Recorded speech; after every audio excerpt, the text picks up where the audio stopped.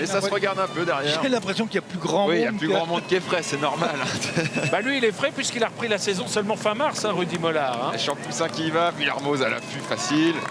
Villermoz vraiment impressionnant sur cette montée. Ben oui, parce qu'il ne quitte jamais les avant-postes. Là, il est en deuxième position, derrière votre favori, d'ailleurs, Jérémy Roy, je le rappelle.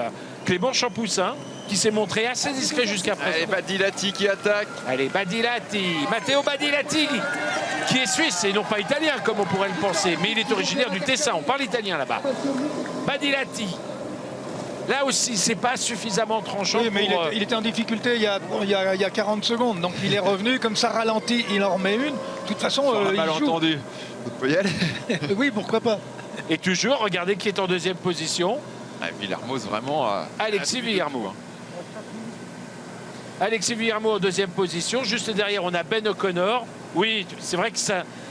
Villermoz a laissé passer quand même le message qu'il était le plus fort dans ce groupe. Nouvelle attaque de Champoussin. C'est pas mal joué dans la mesure où si ces attaques, s'il arrivait à prendre 10, 15, 20 mètres, ça permettrait à O'Connor de rester en position d'observateur. Joris Delbov qui risque de revenir aussi. Oui, mais il va revenir au moment, rappelez-vous. Hein, rappelez-vous, on va arriver dans le village de Montfaucon, où là, il y a on tourne à gauche et là, bon, à nouveau, ça remonte, c'est très dur, c'est très difficile. Et on peut peut-être faire la différence à ce moment-là. Clément Champoussin. Et on n'est plus qu'à 1 kilomètre de l'arrivée et ils sont encore tout Dernière bouffée d'oxygène. Ouais. Allez, Rudy Mollard. Rudy Mollard qui attaque à son tour au moment où Joris Delbov opère la jonction à l'arrière de ce groupe. Villermoz encore. Incroyable, Villermoz qui revient. Pourquoi il attaque pas et qu'il sort pas tout seul? Il serait quand même mieux en étant tout seul qu'en allant chercher toutes les attaques. Allez, c'est parti à gauche. Eh bien, la voici cette attaque. La voici cette attaque que vous vouliez. Eh bien voilà, parce qu'Alexis Villermoz connaît parfaitement cette montée. Alors, est-ce qu'il va pouvoir lâcher Victor Lafay qui s'accroche? Rappelons que Victor Lafay avait été victime d'un incident tout à l'heure et qu'il est revenu dans la descente. Il a fait un gros effort avant d'accompagner ses coureurs dans l'ascension de la Malatte et il est toujours là en deuxième position. Non, Alexis Villermoz, en accélérant ici dans ce passage pentu, le dernier d'ailleurs de cette ascension, n'a pas réussi à lâcher ses adversaires.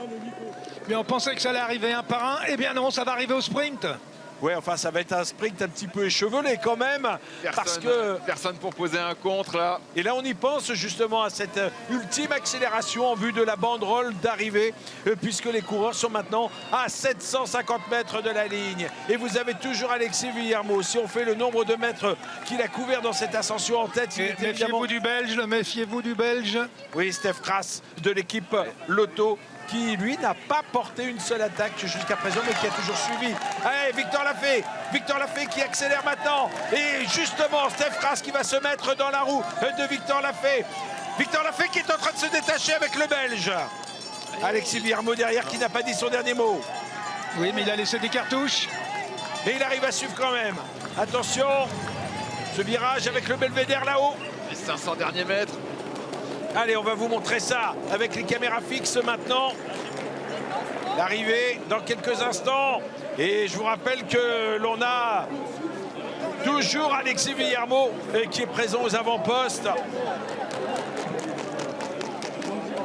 Allez, un petit problème, voilà, ça y est, les images. C'est Rada qui est parti. Et Rada est parti. Et Alexis Villermoz n'a pas pu suivre. Alexis Villermoz et Steph Kras n'ont pas pu suivre. Et le coureur de l'équipe Cofidis est en train de s'envoler vers la victoire. Rezo Serrada, le favori de Cyril Guimard, est en train d'aller conquérir cette deuxième édition de la classique Grand Besançon ici dans le département du Doubs. Il se retourne, mais l'écart est déjà fait. Rezo Serrada va donc apporter un nouveau succès à la formation Cofidis. Magnifique victoire de l'Espagnol ici à Montfaucon pour cette deuxième édition. Et là, Rezo Serrada qui arrive, oh là là, avec Victor Lafay, deuxième effectivement au passage sur la ligne. Quel doublé et quelle victoire de Rezo Serrada qui jusqu'à présent en ce début de saison n'avait pas fait grand chose mais qui arrive en forme au bon moment avant d'aborder bien sûr dans quelques jours par la suite les classiques ardennaises, mais auparavant on le verra normalement demain au départ. Alexis Villermoz qui arrive à sauver les meubles en montant sur le podium. Il faut quand même dire que Herrada, il en a mis qu'une. Hein.